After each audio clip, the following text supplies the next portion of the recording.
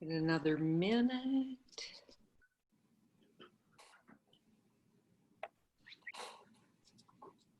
I've got the recorder going, Diane. Okay, I'll call to order the monthly regularly scheduled meeting of the Board of Waterworks Trustees. It's May 26th, 2020 at 3:30 p.m. Michelle, do we have everybody on? Let's do a roll call real quick. Joel Ashburner.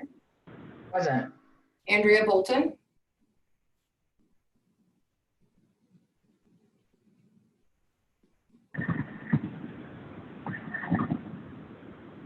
Oh dear. I don't see Andrea. Graham Gillette. I'm here. Via phone. Okay. Sue Hubbard. Present. And Diane. Here. Andrea, are you out there maybe?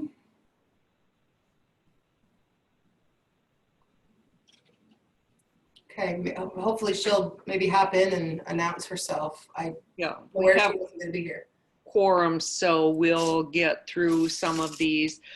On the agenda, the first item is the consent agenda consisting of the minutes, financial statements, list of payments for April 2020, summary of CEO approved expenditures in excess of $20,000, and setting the next meeting date for June 23rd, 2020. I'll entertain a motion to accept the consent agenda unless there's anything somebody would like to pull out, and then we'll have Ted tell us if there's anything in here.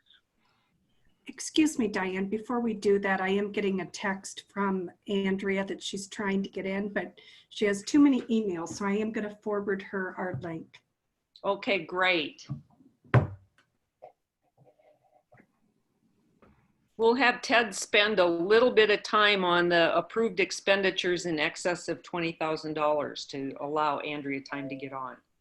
Yeah, there again this month there are none. So Oh, yeah, so okay. very little time spent. Andrea? Yeah, we've got her. Yeah, Sue sent it to her. Maybe you'd like to go through the list of payments. Well, it's quite a list.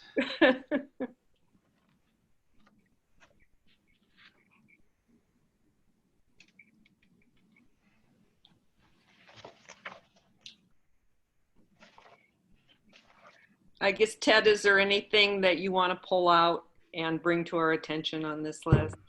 You know, Diane, it's all pretty standard stuff. There's nothing in particular that I need to pull out this month. All right, well, then before we start the next item, I will take a motion that we approve the consent agenda. So moved. And I'll second it. It's been moved and second that we approve the consent agenda. I guess, Michelle, you need to take a roll call vote. Yes. Joel Ashburner. Yes. Is Andrea on yet? No, Gillette. Yes. Hubbard. yes. Moines. Yes. Okay, we'll go with that. Is she on yet? No, I'm sorry. She's trying to get on here. Okay. I think we can do the next item. It's a public comment period, and I'd like to open it for public comment. Michelle, do you want to take a few minutes and explain to those on the phone how you would participate in the public comment? Sure, I'll be happy to do that. Instructions on raising your hand have been posted in the chat of this meeting. In order to find the chat, you will locate the icon near the center of the bottom of your screen to view the meeting's chat.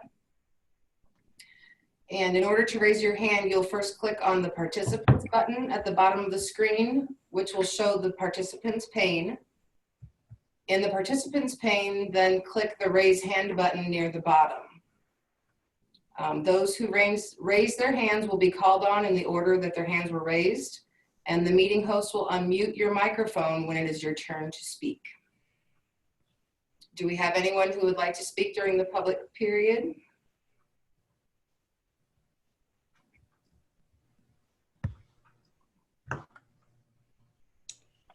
Okay, hearing nothing, we will close the public comment period.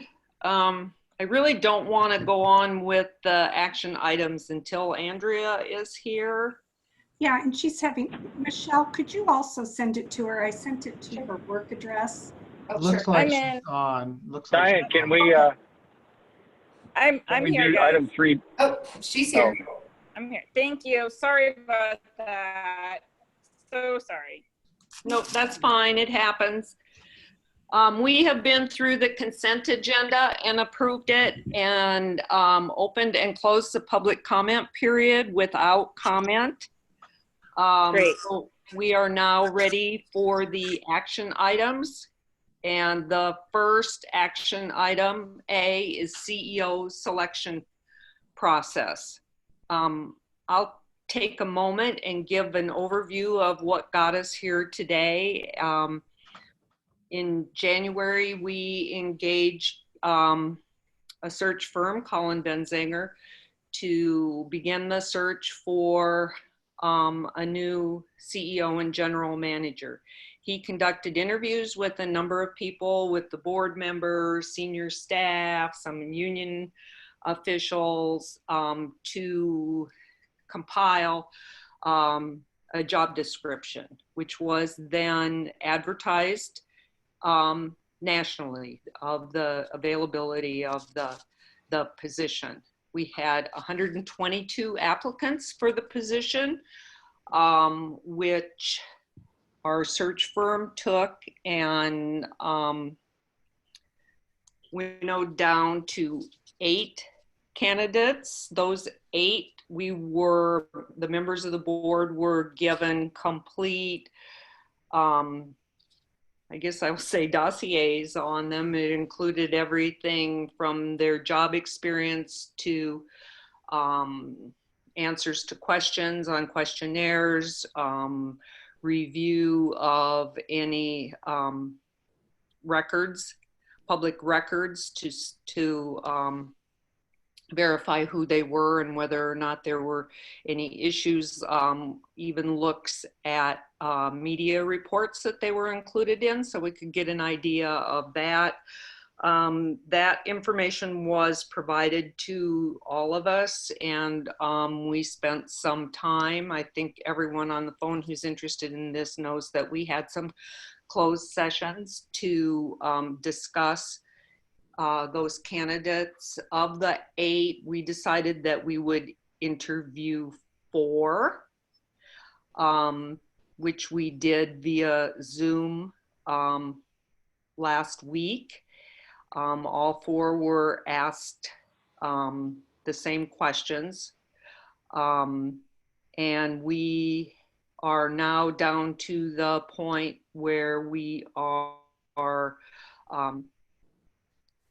making a choice of finalists. So there are 2 questions that we have here. One is finalist selection, and then number 2 will be the process we go through for making a decision. So with that, I will open it up to members of the board for discussion in this final selection.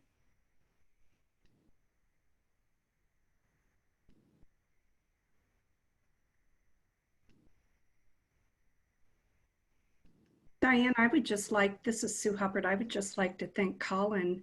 I know he has been involved in a lot of other recruitments for key personnel in the central Iowa area. He also worked with us on our previous selection, and it was a tough decision in many parts, but I thought the board went through an excellent process on this and have narrowed it down. And so just on the overall process, I just wanted to compliment Colin on the information that you brought us and how detailed you were, and also to all of the candidates for coming forward and really being interested in what we are doing as a utility here at Des Moines Water Works. I thought they were all very interested in the position and where we are as a utility and interested in helping us pursue regionalization. So my compliments to you, Colin, and to all of the candidates.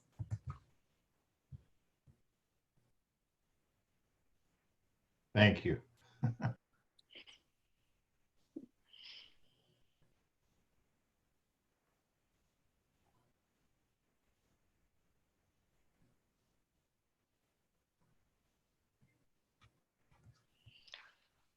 Well, does anyone else have anything to say? If not, I can discuss the finalists that we have. Don't you need a motion here, Diane, of some sort, a motion maybe recommending the finalists or something like that? Sure. I would be happy to take a motion.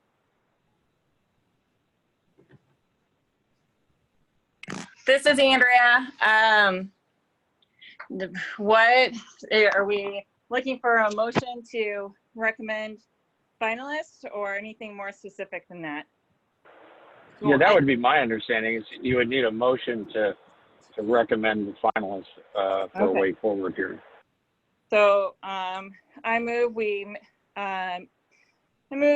recommend our finalist to the board for approval. Don't we name those finalists at this You want point? to put some names on that? That's what I wasn't sure. Do we want to officially? Okay. I don't think anyone wants to let the cat out of the bag unless you're wanting us to, Diane. That's I do. Exactly. I do. If anybody wants to say anything else initially, otherwise, I'm happy. Like I said, I think we need to do finalist selection and then from there talk about the process that we need to go through to make a decision. So, Diane, is it your understanding that Colin has spoken to the candidates and got their approval, or at least, disclosed to them that we're going to make names public? Colin, have you talked to them? Yes, and they're all fine with having their names made public. I mean, the two are. That's great. And I'll say at this point that we made it a condition for finalist status that the interviews that we had with the board would be made public and available at the naming. one correction on that, Diane. If they became a finalist, we would make just that specific interview public. Right. Great. I thought I said that, but to be clear. Okay, Andrea, do you want to go?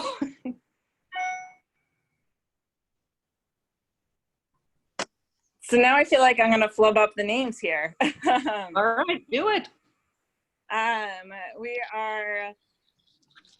move to recommend both Ted Corrigan and Aaron Kraft to the board as our finalist. And I second that. All right, so now I'll take any comments. Hearing none. I'll just add. I'll make this. Go ahead, Joel. Oh, I would just add, generally, I think we have two excellent candidates here. Ted has shown extensive knowledge and experience with the utility and has also shown really exceptional leadership during the pandemic. And Aaron Kraft really impressed me personally with his experience and his vision, and I think some of the leadership qualities. So I think it's time for our board to move forward and continue the interview process. And this is Graham Gillette. Let me just say that I'm going to vote no on these finalists, and to repeat myself a little bit from previous meetings, the reason I'm voting no is that I think it's next to impossible for us to have a full vetting of candidates during the middle of a pandemic. I think the process that we will discuss as the next part of this will show that we will not be able to fully interview candidates in the ways that we should. So therefore, that's why I will be voting no on this motion. Okay, anything additional from anyone? All right, so we have a motion for 2 finalists. Let's take the vote. Michelle, you want to take a roll call vote? Ashburner, Yes. Bolton, Yes. Gillette, No. Hubbard, Yes. Moines. Yes. Thank you. So the second thing I think we want to do today, and we had some discussion of this, is how do we want to finish out this process? Understanding that we are in an unusual time, and I think we want to give as much process and opportunity for participation as possible. I think we all recognize that we're going to need to do that virtually. Even if we brought a person in, it would be very, very difficult, and I don't know that we want to risk the health of any of our candidates to do this. So one of the things we talked about several things, so I'll bring that forward as possibility. As I said for everyone, that those video recordings of the finalists' interview with the board will be posted to our YouTube channel and will be available for anyone to view ahead of time. I think that we should put out an email address or mailing address for those who want to use it to send any comments to the board and set a time period for receipt of those. We want to have finalist interviews with the Des Moines Waterworks employees, including the local union leadership and senior staff, and make both of the finalists available for that. Again, those would be virtual via Zoom or other means in order to have those interviews. I think we want to have we talked about maybe we would have a virtual open house via Zoom web meeting platform to meet the finalists. Is something else that we would do. And again, give time for the board to have an additional conversations with both of the candidates. With that, I'll open it up to discussion on the process for bringing this to fruition. Diane, when we had our conversation with the board, I know that one of the areas that we wanted to make sure that we covered was having the opportunity for the union to visit with the candidates, and that we felt that that should be something that the board members would not sit in on, Right. but that we would certainly, like we did before, we talked about our previous process. And I'm just going off my notes here. And Joel, you and I visited briefly about this, but please correct me if I have it wrong. We would prepare an evaluation sheet, much like we did before, and take that feedback. A second group, just as important, we all felt, would be to invite representation from our wholesale customers and total service customers. We felt that for us to pursue and move ahead on regionalization discussions, they're going to be very interested in knowing who's going to be in charge of the utility. So I liked both of those ideas in that we would, set up opportunities for key individuals.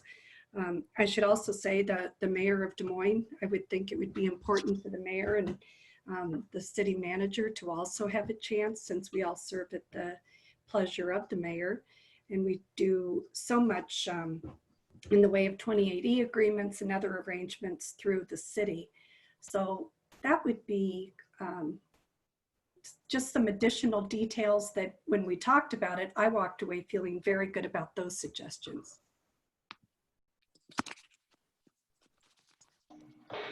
I would agree. Much like you said, Sue, I kind of envision this as a series of interview panels. Perhaps it's one with union, one with other waterworks staff, maybe one with just general community stakeholders, whether that's people interested in water quality or other governance issues, and then maybe another one with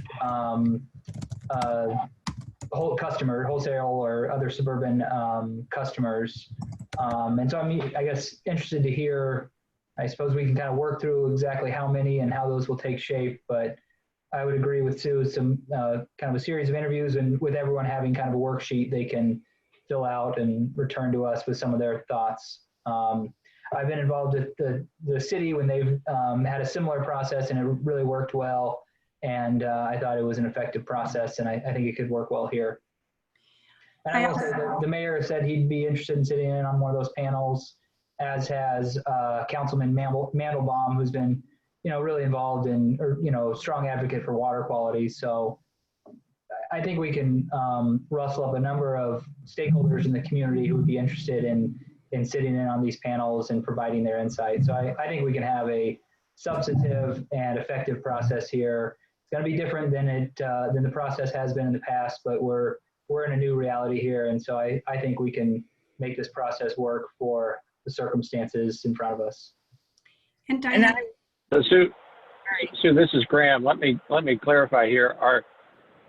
Because I hear two different things. What Joel was just suggesting is that the mayor and city manager of Des Moines would sit on a panel with other possible regional customers. Does that satisfy what you were saying, or am I hearing two different things? When we talked about it on our previous discussion about possible opportunities, I really saw them being separate. I think City of Des Moines might have different interests than some of the regional customers, but as long as the regional customers would have an ample opportunity to ask questions in regards to their interests, I see no reason why we wouldn't have a number of opportunities for engagement. I think that's what we all walked away from that meeting, wanting to make sure that all of those interested stakeholders would have an opportunity. I agree. I think the point is providing accessibility to our stakeholders, and we would have been able to do that in much more informal and engaging ways if it wouldn't be for this pandemic. So trying to create as much of an opportunity for those that we identify and those that make sense as possible. Yeah, and I think we could have some panels. We could have some individuals if Mayor County and Councilman Mandelbaum wanted to do it together, we could do it that way. I think we have some options here on how we could set these things up. Maybe it's there's one group that's just the customers, so they feel comfortable, like they have their own opportunity to speak their mind, and maybe it's just one other panel that's just kind of general stakeholders or community leaders, including folks like council members or water quality advocates or whoever it might be. I will also ask a question that's in the chat box from Perry Beeman. Would we be able to provide a minimal biomaterial regarding the finalists, their present positions, place of residence, etc.? And Diana, I'll let you and Colin handle that. Sure, I can do this pretty quickly. Ted Corrigan, he's been with the Des Moines Water Works since 1990. He is currently serving as our interim CEO and general manager since the death of Bill Stowe. He has held a number of different department and staff positions at the Des Moines Water Works. I don't have those all in front of me now, but he certainly has I'm sorry? I was going to ask, does Laura have the ability to send out a release that has their resume and background information? Yes, and that's all ready to go, but we were not going to send anything out until after this.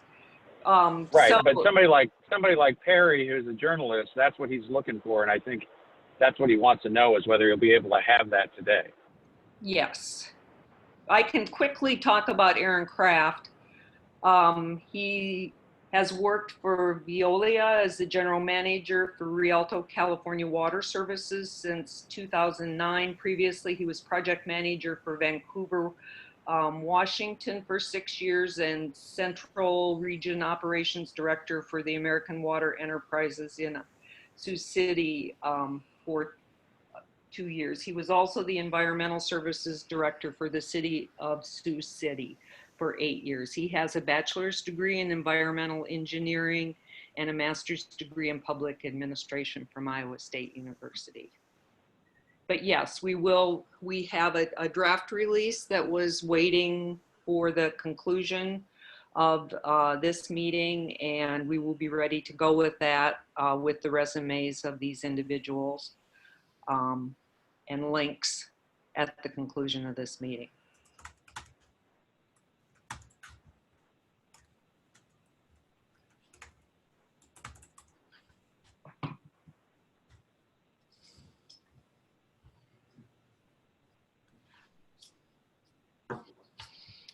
Okay, where are we now on the process? I think we have a number of suggestions. From what I can hear, there is some interest in doing different panels and different opportunities for different groups in addition to, and then receiving feedback from those groups to the board after they have met, an opportunity to bring their feedback on the finalists forward. And I think that we also talked about having an additional opportunity. It would be a public meeting for the board to discuss with the finalists. I think I have a question whether or not board members would like to have individual time, not as the public body, but as individuals to talk with the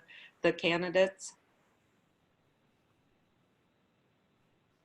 That's a great point, Diane. We did not discuss that. However, in the previous process, we all did have individual time with the candidate one-on-one. And I found that to be extremely enlightening because there were some questions regarding history of the utility and tolerance of the board that I think the candidates felt far more comfortable one-on-one asking than maybe if it would have been the entire group. So I would certainly be in favor of giving all board members the opportunity, should they elect to have a one-on-one meeting with each of the candidates.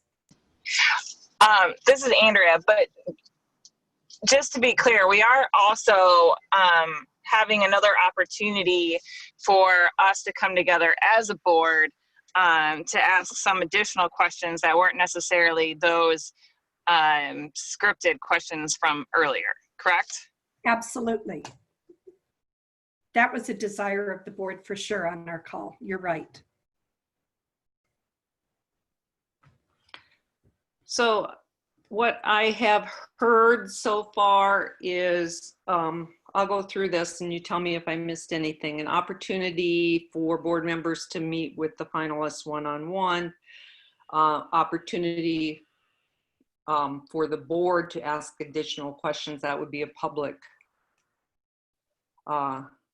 meeting. Then some interviews with Des Moines employees, local union. They would have an opportunity, senior staff would have an opportunity, community partners, and then we talked about opportunity for Des Moines city leaders.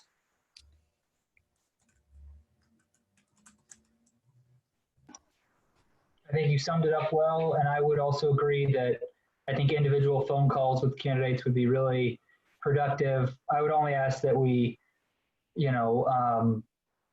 make the discussion, the board's public meeting interviews with candidates substantive. I just would like, this process to take place in public view in large part, and so I'd want that to be a substantive conversation. And then we would, I don't know your idea about any kind of evaluation form, or if we would provide that, or if we would just ask for feedback following their meetings. What's your thought on that? I would like to again take a look, and I'll look to Colin to see if he might find that in any of his files. And if not, I can look, and Graham, you might be able to find it as well. But I thought it was pretty comprehensive before. And if we don't have something, maybe we could come up with what we had before, send it around to the board, and see if we're missing any key elements for the evaluation piece, but certainly provide open comments and an opportunity for those that would be in on the interviews to provide that type of feedback. I think it makes sense if Colin is willing and able to provide some sort of a guide for people. But then I would add, you know, as a board member, I'd like to hear whatever people want to say. And so if they want to use the template that Colin provides as a guide, that's great. If they want to do something on their own, that's fine with me too. Colin here, we can certainly provide something. I'll check my files and see what I have. I don't know if I can find it or not, but if it's there, I'll have it. Thank you. All right. So do we need a motion on the process to follow to make our final selection? I'd like to add one more comment. First, I'm curious if the rest of the board, and this may go without saying, but maybe it's worth expressing. I think it might be worthwhile to consider the Zoom interview is kind of a preliminary step, and that the board, we may gather enough information and insight on the candidates through this process to be ready to make a decision. And we may feel like that it has been difficult to fully engage with the candidates virtually, and that more needs to be done. And maybe that means bringing the candidates in person, or delaying, or some other option. But just an acknowledgement that, given that we are in uncharted waters, these Zoom interviews are a preliminary step, and we might reach a conclusion through it, and we reserve the right to conduct further interviews as needed if we feel that's necessary. Joel, I think that's exactly the sentiment of the board from our previous discussion, that we wanted to take this next step forward and see the type of feedback we receive, and then make the determination after that as to what our next step would be.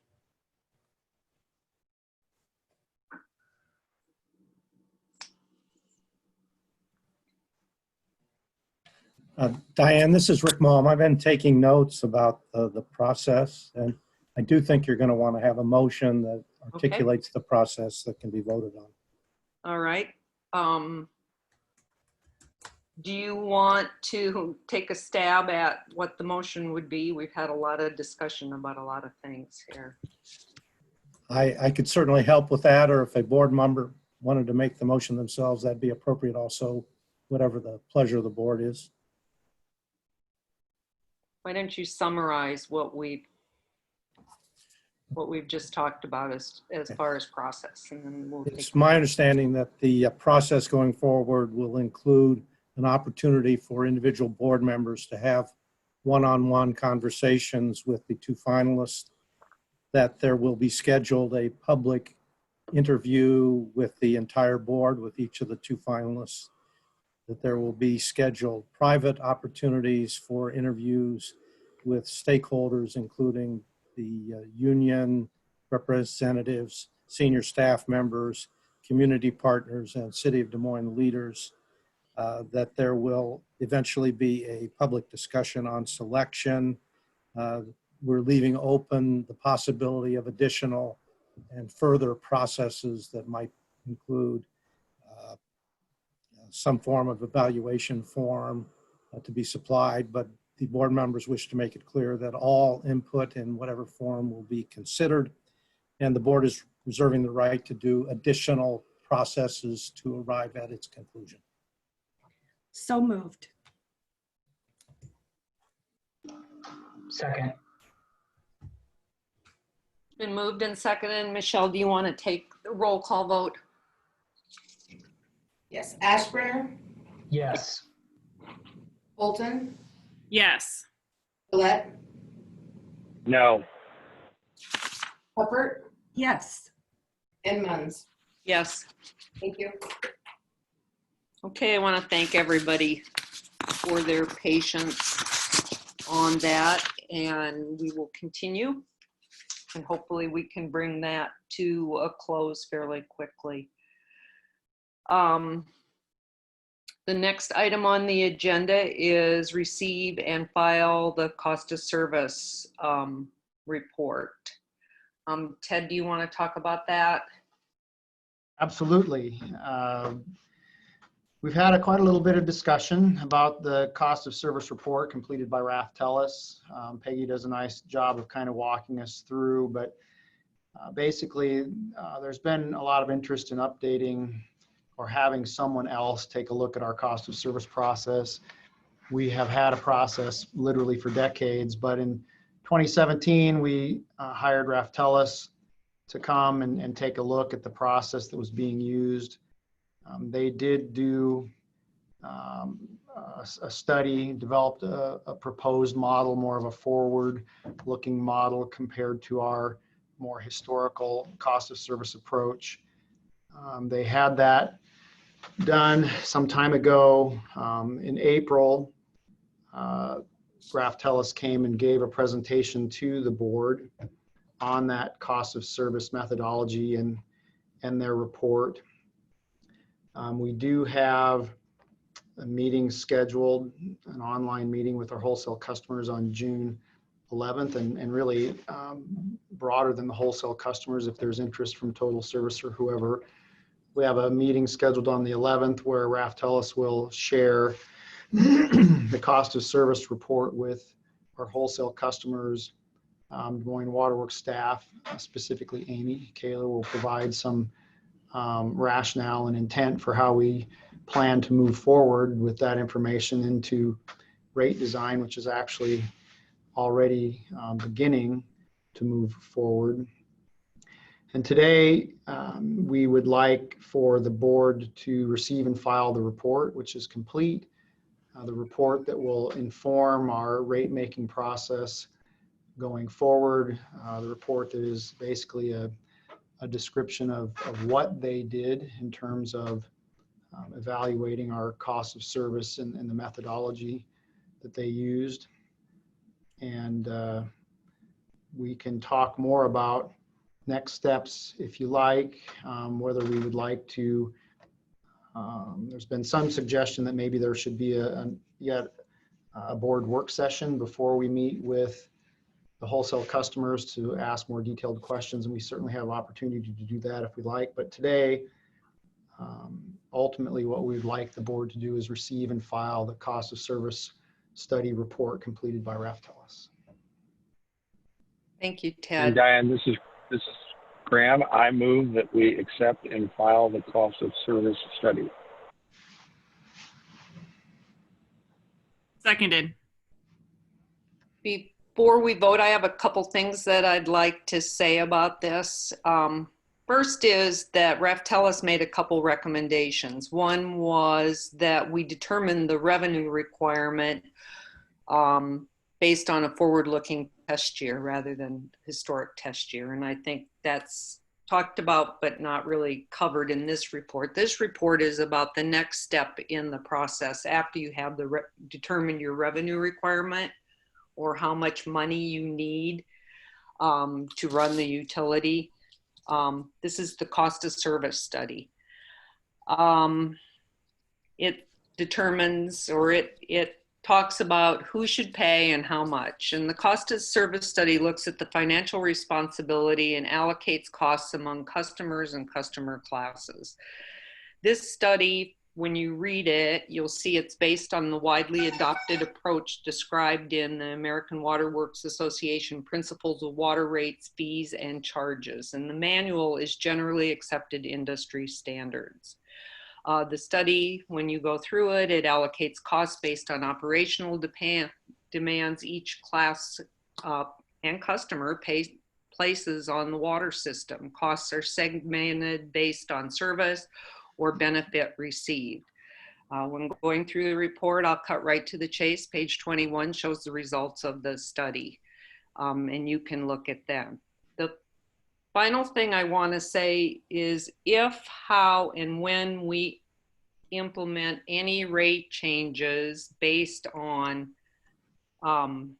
information from this report, that's a decision that will be made by the board. The report from Raftellus is a tool, it's an analysis to understand who's paying what, but it's our decision and our responsibility to ensure that everybody's paying their fair share and no customer or group of customers is subsidizing another group. If there are issues, it's also our responsibility to see how quickly we make changes or what kinds of changes we make to that rate design. So to that end, we'll begin the process to understanding the methodology and the assumptions that are in the report. And as Ted said, we've scheduled a meeting with wholesale customers on June 11th, when our consultant will be available to answer any questions. So with that, we have a motion and a second to receive and file the report. And Michelle, will you please take a roll call vote? I'd like to speak of this item too, if I may. Sure. Okay. As we have talked about in our Finance and Audit Committee meetings, this is a study that's been a long time coming, and I truly appreciate the work of all of that went into this, whether it was our staff or the Raftellus staff or others.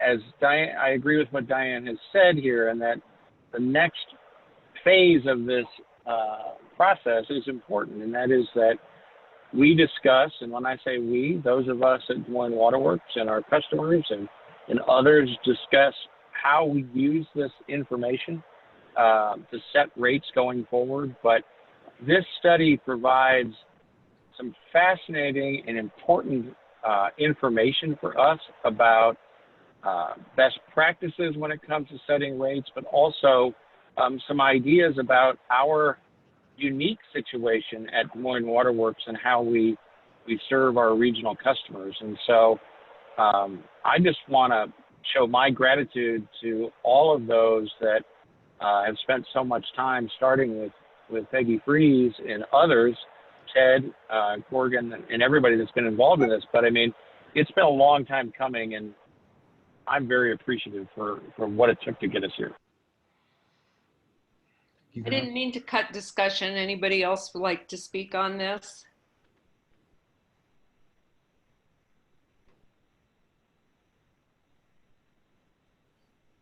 Okay, Michelle, you want to take the roll call vote for filing and receipt of the cost of service study from Raftellus?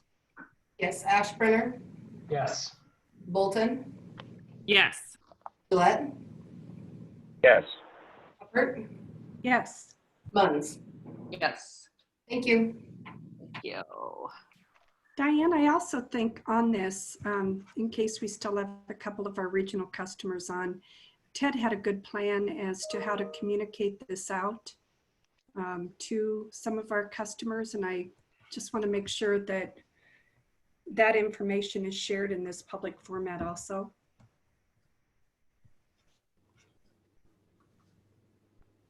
Okay. Did you want to cover that specifically, Sue, related to the meeting on the 11th, or you just?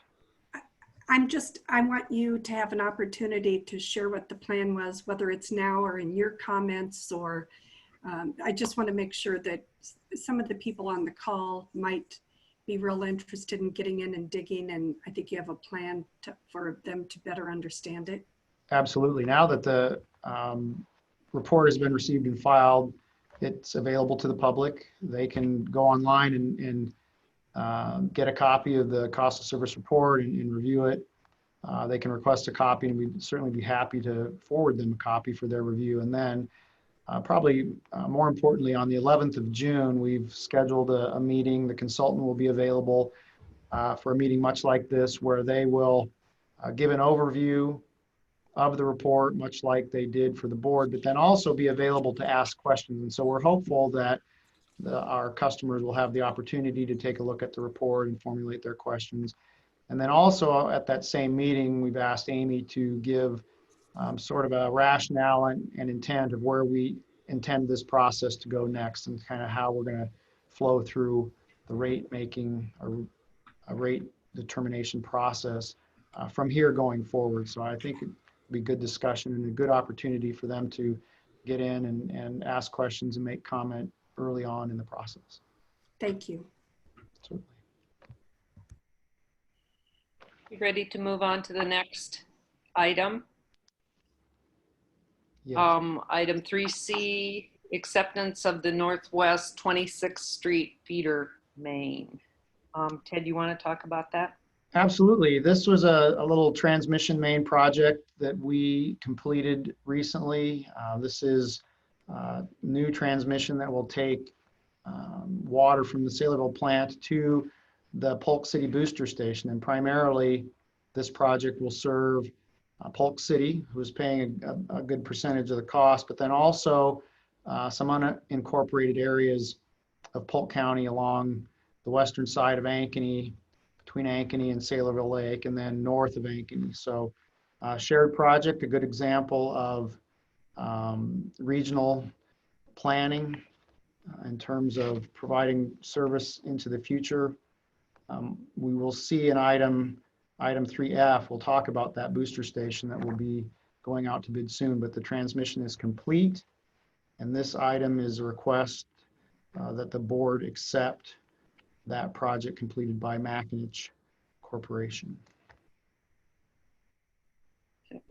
Can I have a motion to accept the Northwest 26th Street feeder project completed by McMullen Corporation in the amount of $860,800.63? So moved. So moved. Second. Any questions about this? Okay, Michelle, will you take a roll call vote? Ashburn, Yes. Bolton, Yes. Gillette, Yes. Hubbard, Yes. Munns. Yes. Thank you. We're at item 3D, request authorization to solicit bids for 2020 Des Moines water main replacement. Ted, do you want to talk about this? Yes, this is a project on East Douglas Avenue. This was actually a project that the city of Des Moines was going to do street replacement in 2020. And we were going to incorporate our water main replacement into their project. The design is complete, nearly complete. More importantly, I guess, the project had been budgeted. The water main replacement is in our budget. Subsequent to that, the city decided to delay repavement of Douglas until 2021. But there is some advantage to us getting out ahead of them. We kind of like incorporating our work into their projects when we can. But in this case, that's a pretty tight corridor, a lot going on in there. There is some advantage in us moving ahead with this project now in the year that we have it planned and budgeted. It will help their coordination with their project next year to have us done and out of the way, if you will. And so we've chosen to go ahead and bid a separate contract. It's a sizable project, so it's well suited to be bid as a separate contract, calling it Des Moines Water Main Replacement Contract 2. The engineer's estimate is there, 1.255 million. Staff recommends that the board authorize us to request bids for this project. Can I have a motion to authorize staff to solicit bids for the 2020 Des Moines Water Replacement Contract 2 and establish the date of the public hearing as the date of the June 2020 board meeting and direct staff to publish notice as provided by law? So moved. Seconded. Michelle, or any questions for Ted? Okay, Michelle, you want to take the vote? Yep, Ashburner, Yes. Bolton, Yes. Gillette, Yes. Hubbard, Sue, you're muted there. Yes. Munns. Yes. Thank you.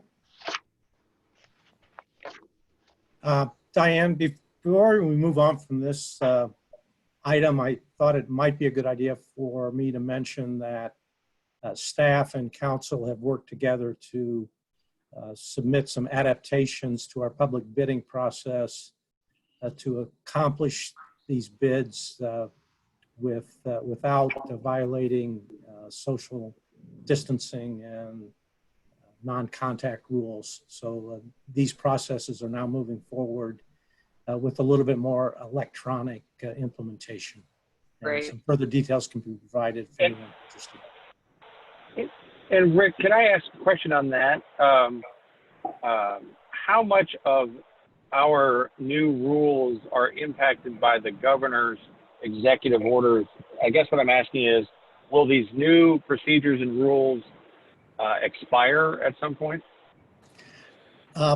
Some of them are specifically authorized by the governor's proclamation. Others of them would be within the board's discretion to implement without it. I think when all is said and done, we're probably going to want to streamline some of our bid processes in a more persistent way so that electronic participation is allowed even after the pandemic ends. So Rick, sorry, Graham. I understand that, and yeah, I'm sorry. I think I have a slight delay on my phone, but Okay. I appreciate that, Rick. And at some point, when you think it's appropriate, I'd like to have this as a board agenda item if we're going to permanently adopt some new rules so that the public can understand what we're doing and that there's full discussion of it. I'm not quite, I think it's highly appropriate what has been done here in light of the situation, but I don't want this to slip under somebody's radar screen at a later date.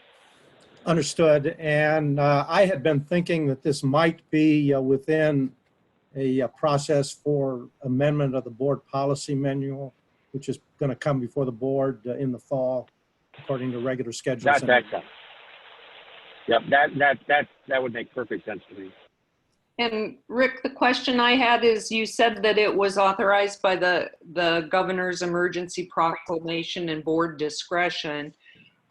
So I wondered, is this something that will be addressed in item J, COVID-19 response? Do we need to have a vote on it if it involves our discretion? I don't think we need a vote on it because we're relying primarily at this point on the governor's proclamation. Okay. All right. All right, we will go to item 3E, the cooperative agreement between Des Moines Waterworks and the Iowa Department of Transportation. Ted, would you like to give us the background on this? I would, Diane. This is an agreement between Des Moines Waterworks and the DOT for what will be a massive project, Northeast 14th Street from I-3580 north to essentially Ankeny. That's a busy corridor, a lot going on up in that area. We ourselves have 4 different water mains in that corridor. Our Polk County pumping station is there. We have significant transmission goes up this corridor to Ankeny, significant transmission that serves unincorporated Polk County. A lot going on. This is going to be a multi-year project. We are going to need to relocate 3 of the 4 water mains that we have in that corridor because of conflicts with the pavement. We're hopeful at this point that the 24-inch transmission that we have there that takes water to our ground storage and booster station there and then on into Ankeny will not be impacted. It doesn't appear that it will be. The intent is for it not to be impacted and for it to stay, but multi-year project, significant interaction between the DOT and Des Moines Waterworks over the next 3 to 4 years. This agreement is a pretty standard DOT agreement. We've entered into a lot of these over the years when they were rebuilding various state highway corridors around the city, but this one is significant because it's over $4 million worth of work that we intend to be responsible for during that time.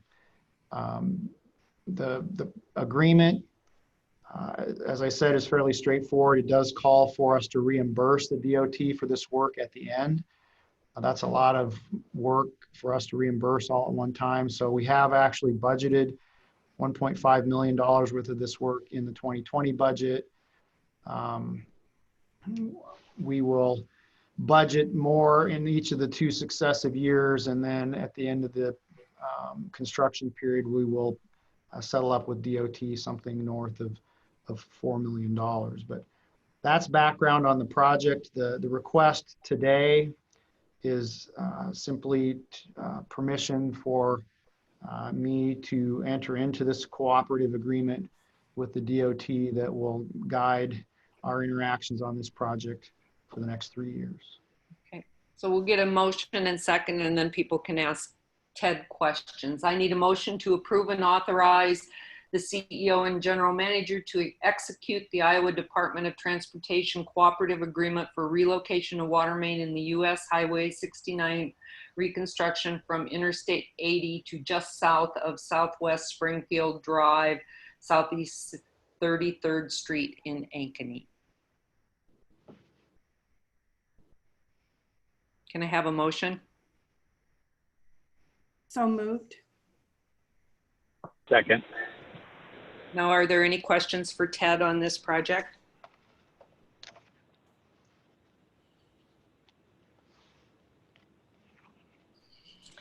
If not, Michelle, you want to take the vote? Ashburner, Yes. Bolton, Yes. Gillette, Yes. Hubbard, Yes. Munns. Yes. Thank you. We're at item 3F. Authorization to reestablish the date of public hearing for Northwest 26th Street Booster Station public hearing as the date of the June 2020 board meeting. Yes, if I may, Diane, we brought this item to the board in March. I'm sure the board will recall, and we were cautiously optimistic that we could move this project forward, get the design done. We had some external consultants working on design for us, and we were hopeful we could get it done and get it out and bid and bring it back to the board meeting today, the May board meeting, to award. Unfortunately, there were delays in the design phase of the project. Now that we're more COVID savvy, I guess I'm not surprised that there were delays, but we were optimistic in March that we could still get this done. The plans are complete now, but they just weren't complete soon enough to get it out and give bidders an appropriate amount of time to bid. So what we're asking is that the board reestablish the date of the public hearing as the date of the June board meeting, and then we will get these plans, specifications out on the street and get it bid with an appropriate bid window and bring it back for public hearing and award in June. Can I have a motion to authorize staff to reestablish the date of public hearing for Northwest 26th Street Booster Station as the date of the June 2020 board meeting? So moved. Second. Any questions for Ted?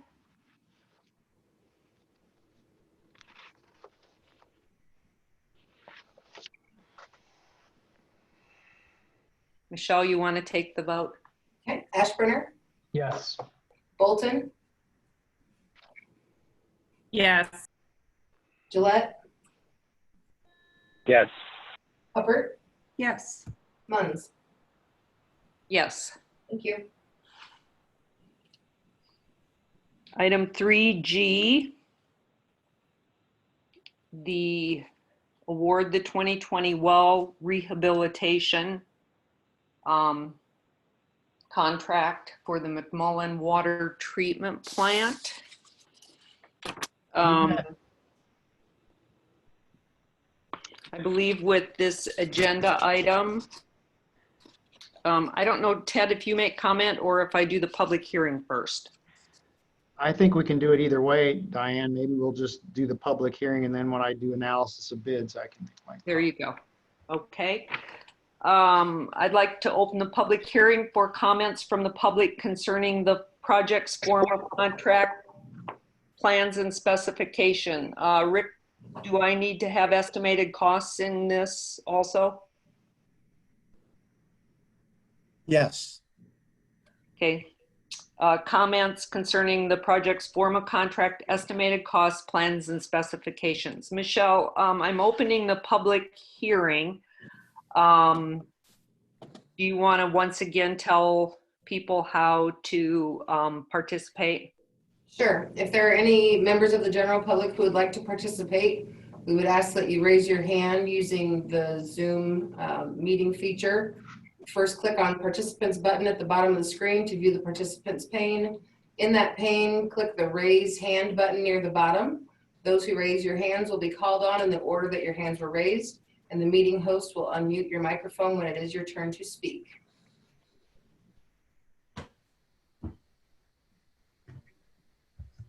Okay, it appears we have no public comment on this item. So, Ted, do we have any comments received from the public on this project?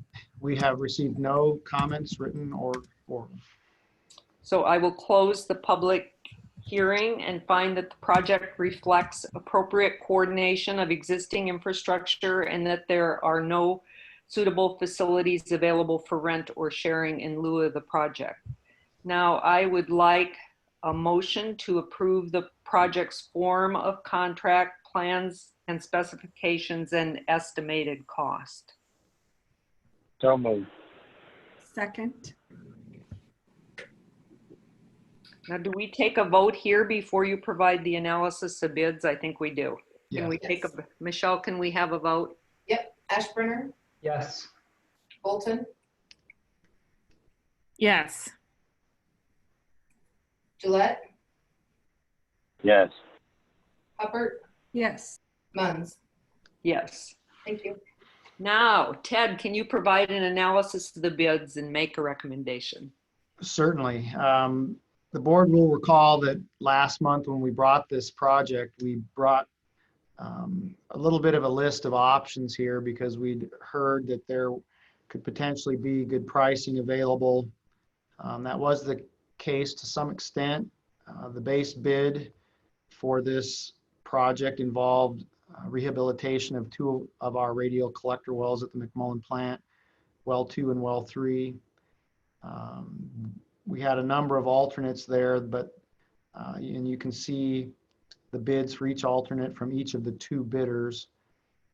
We have chosen, based on these bids and the budget, to move ahead with alternate 2 and alternate 2A, which is basically they're a pair and they go together. Alternate 2 is lateral screen installation in well number 5. One of the lateral screens in that radial collector well has been damaged, likely due to flooding over the recent years.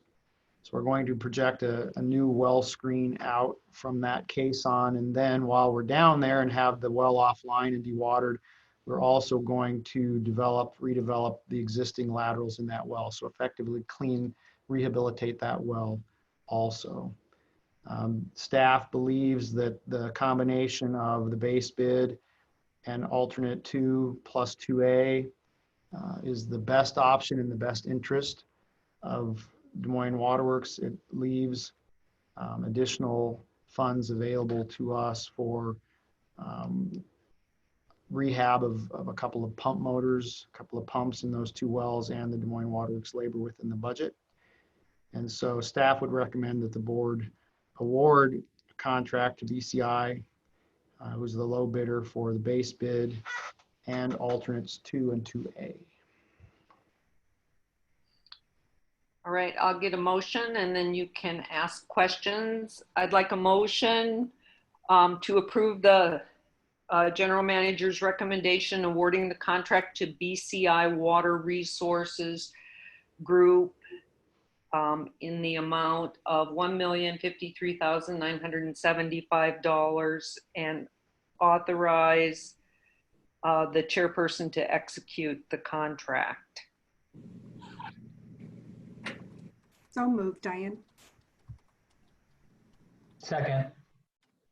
Now, are there questions for Ted about this? Just out of curiosity, why don't we have engineer estimates for those alternative 2As and 3A in alternative 1? Those were not part of the original contract, the original anticipated contract. And so when we put this together, it was at a point in time when we didn't have opportunity to visit with the vendors and get estimated costs. It's a timing question, frankly. Thank you. Any other questions? Michelle, take the roll call vote. Ashburner, Yes. Bolton, Yes. Gillette, Yes. Hubbard, Yes. Muns. Yes. Thank you. Item 3H, 20 to 21 asphaltic concrete surface patch contract. Ted, would you like to speak on this? Yes, this is a contract that we bid every year. And we have a number of asphalt companies in town who sort of pass this contract around.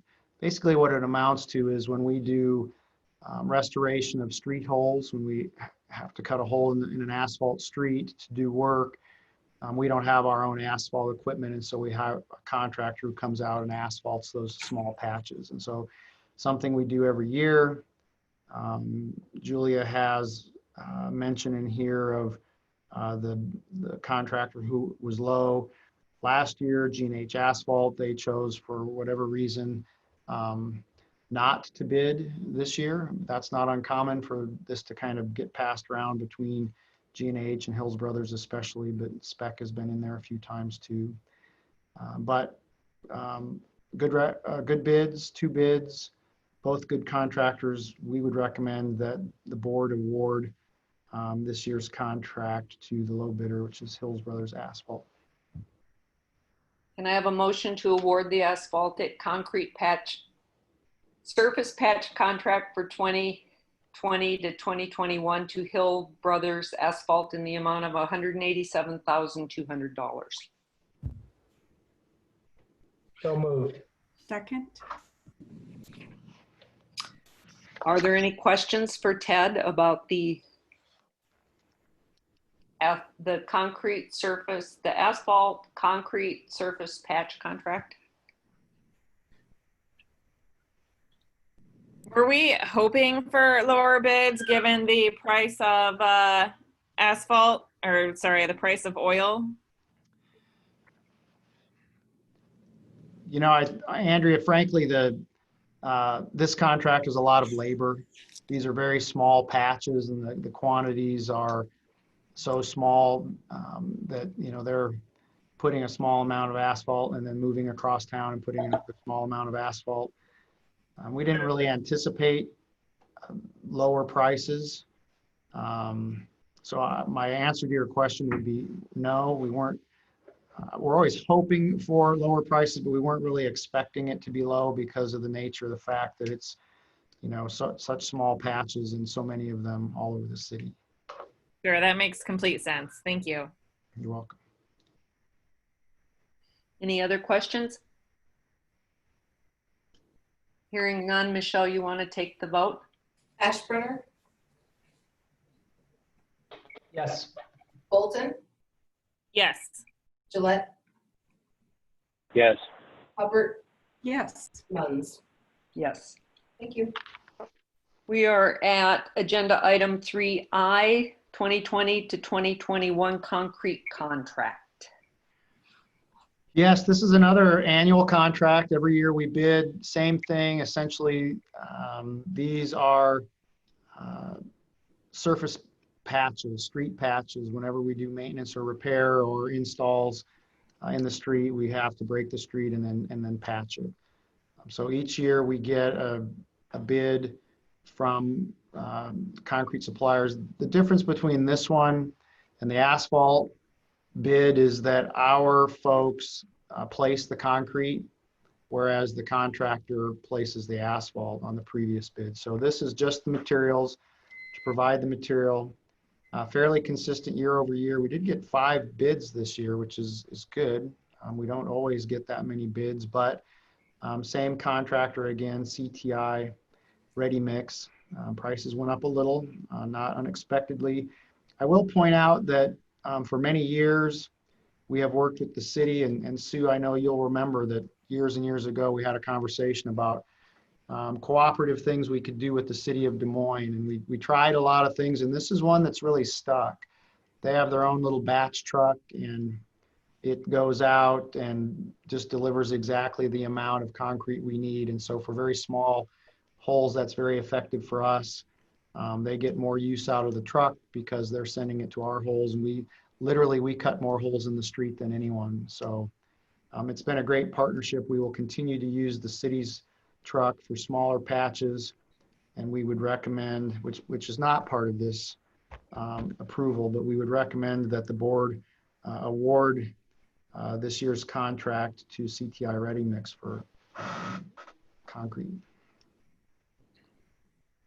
Could I have a motion to award the 2020 to 2021 concrete contract to CTI Ready Mix in the amount of $243,800?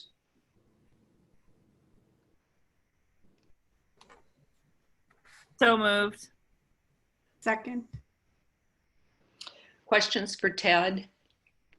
I have one, Ted. We do this with concrete with the city in a cooperative way. Does that not extend to asphalt? They also must use quite a bit of asphalt to. They do, but Asphalt frankly, they would have to come and do the asphalt work for us, and they are really not interested in doing 500 or 600 tiny little patches all over the city. To Andrea's point before, it's mostly a labor thing. So they would have to send their whole crew out to do these little patches. We do work with the city on occasion if we have a much larger, or more often actually, we work with Polk County. They have a huge asphalt contract. Their contractor won't touch our little patches, but if we have a big project and we need asphalt, we will sometimes work with Polk County in a cooperative way to get that done.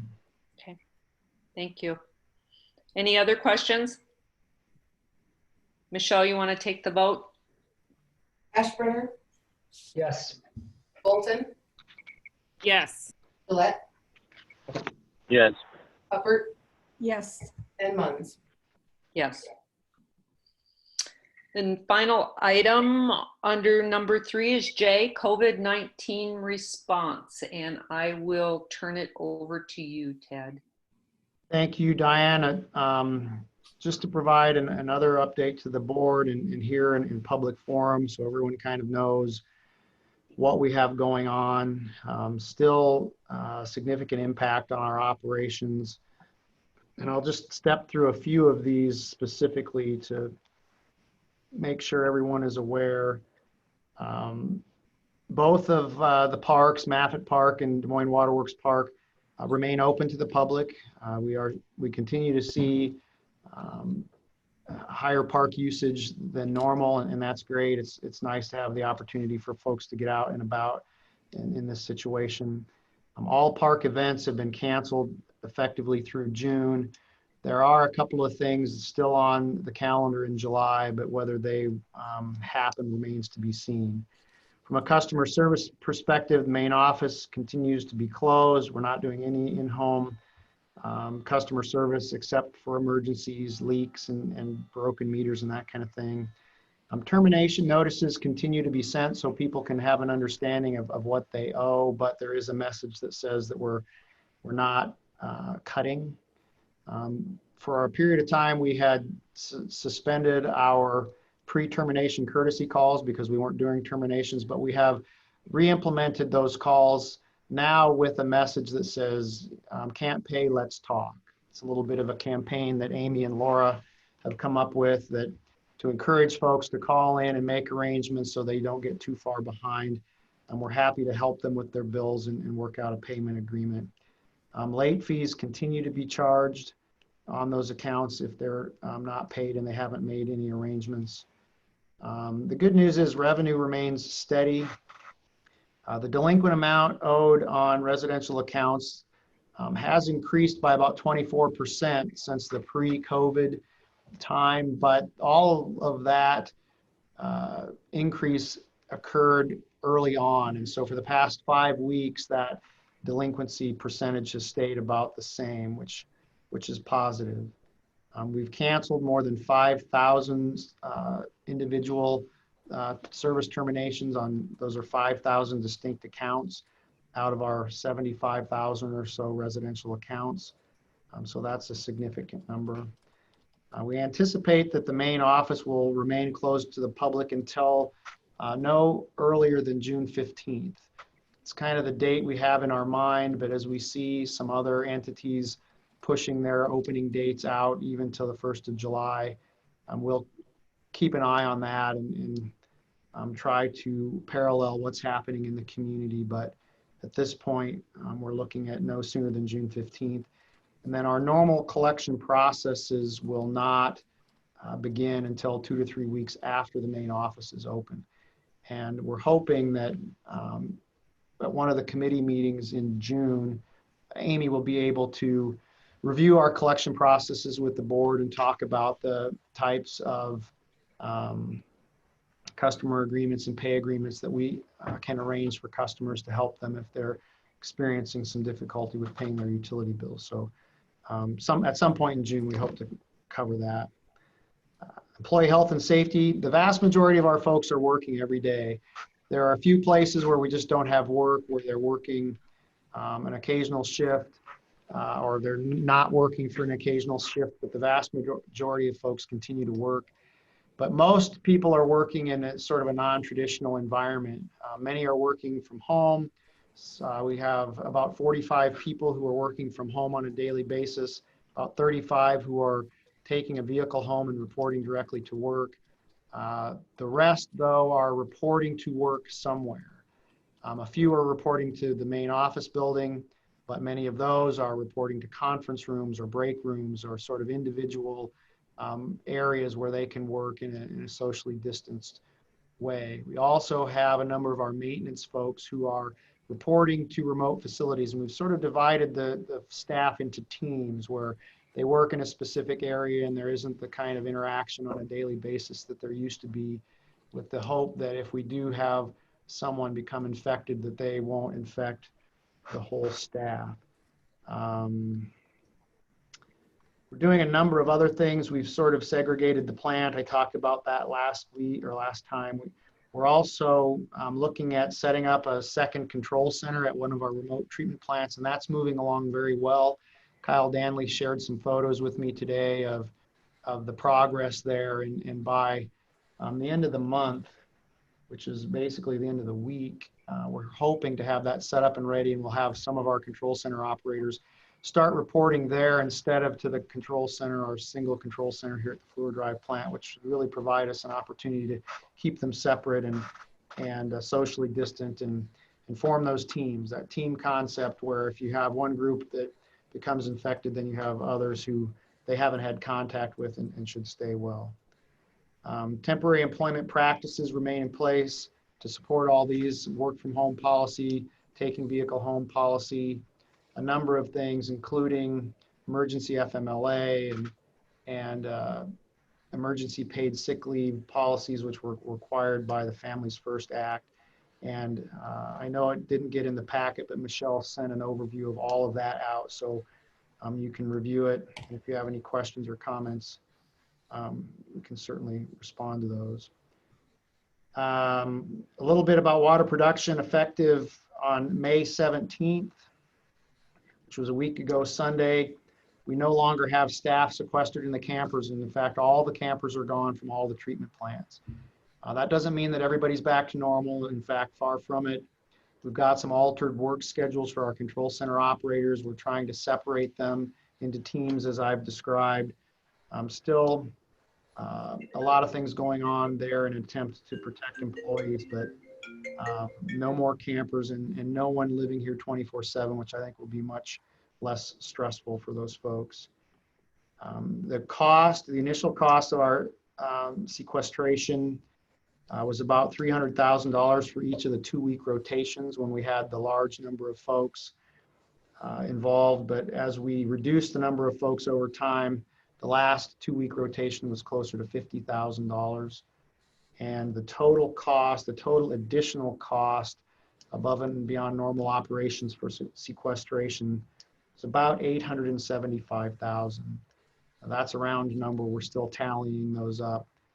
We are beginning the process now, though, of pulling together an estimate for the claim we're going to make to FEMA.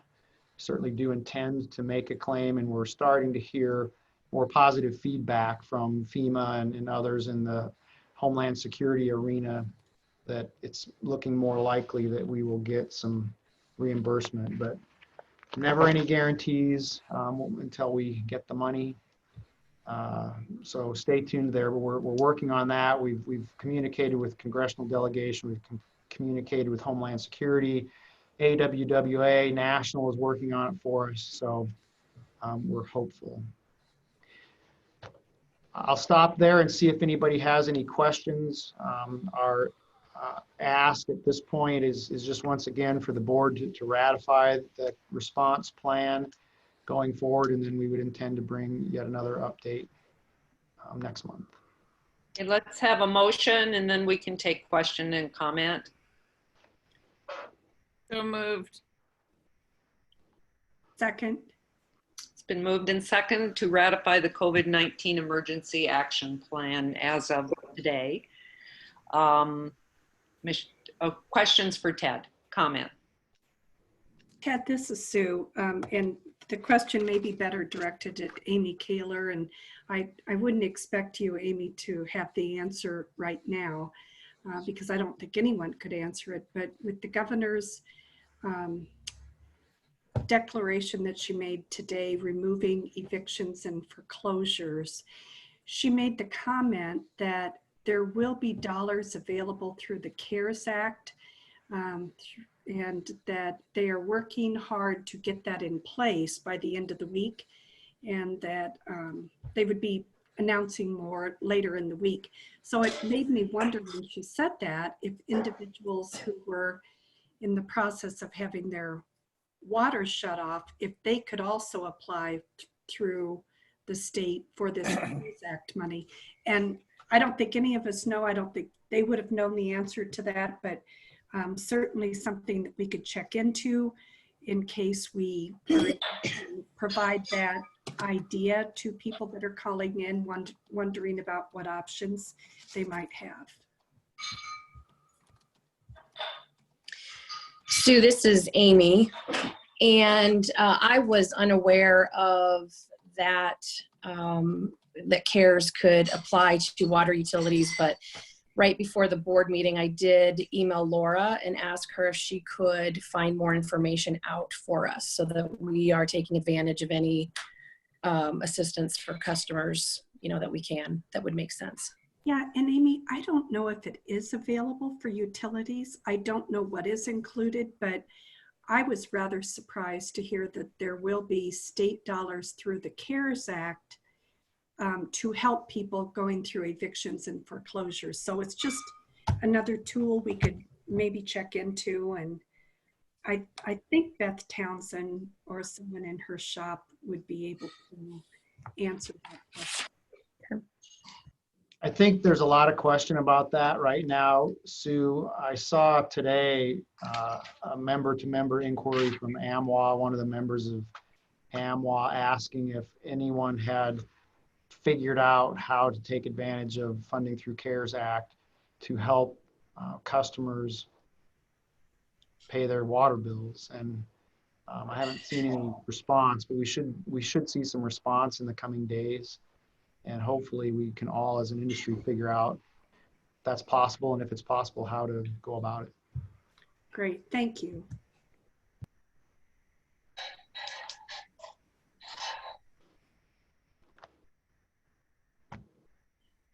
Any other questions for Ted? Comments? Thank you. I was going to ask a question, Ted, and that is, how is staff morale through all of this? It's now been a couple months. Yeah, I think it's okay. People understand they have a job to do. We're getting a few people back closer to normal, getting them access to their facilities, their shops, their offices within the plant, which had been completely sequestered. But I would say it's sort of paralleling the broader community, where people are just fed up with this and they want to go do what they normally do. And it's hard to remember to wear your mask, and it's annoying, and the people around you aren't wearing a mask, so why do you have to? And there's sort of pandemic fatigue, which I referred to in one of my notes a couple weeks ago, that it isn't getting any better. Let's just say that. And I think it's going to be a while until things quit changing every week. And we are literally changing things every week in terms of what our expectations are from the employees and what they can do and can't do. And, I think that when we settle into a rhythm, maybe even get the office open the way it's going to be, and get the pipelines folks back inside the plant, and just a few of the things that are still really outstanding in terms of needed change. I think it's going to continue to be frustrating, but once we get back, we get to stability for a period of time, I think that will be helpful. Thank you. Anything else? We have a motion to ratify the COVID-19 Emergency Action Plan. Michelle, you want to take a vote? Ashburner, Yes. Bolton, Yes. Gillette, Yes. Hubbard, Yes, and Munns. Yes. Thank you. So item 4 of the agenda, information items, board committee reports, planning committee. There wasn't a planning committee meeting this month. We used that for part of the CEO selection process. Thank you. Finance and audit committee. We moved and voted on our receipt and file of the Raftellus report, which is what we discussed. Customer relations committee. They did not meet this month. Okay. Bill Stowe Memorial Committee. We don't have anything to report there, nor do I have anything to report from the Botanical Garden. Thank you. The Waterworks Park Foundation Board.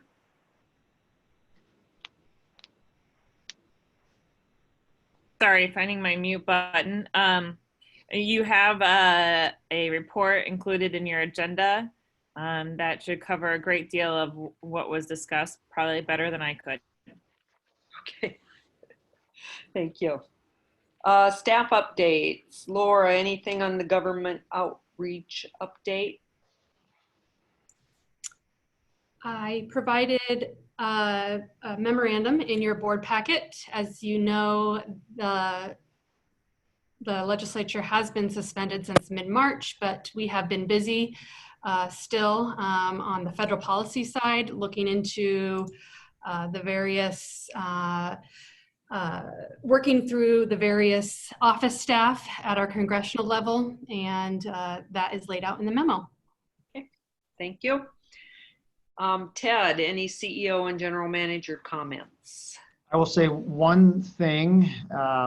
This month, last week, in fact, Doug Garnett coordinated a discussion with representatives from Holmes Murphy about insurance options, and specifically health insurance trusts that are available to utilities here in Iowa.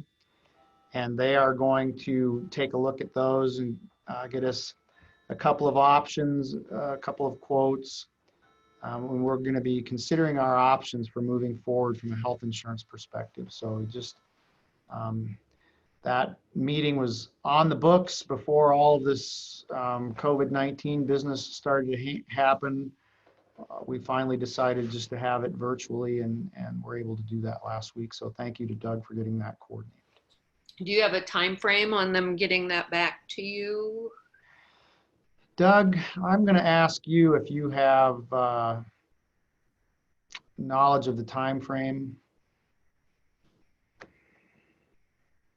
You know, I don't think they really gave us, I think it would probably be within the next several weeks. So, but we didn't get a firm time frame from them yet. Okay. Right. Just starting to move the process forward. Okay, thanks. Okay, the last two agenda items, contract status spreadsheet, the 2020 lien certifications and reversals, anything there that we need to take note of?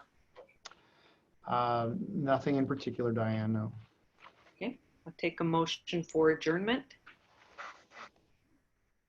So moved. So moved. Second. Okay, we are adjourned. Thank you. Thank you. Thanks all. Thank you guys.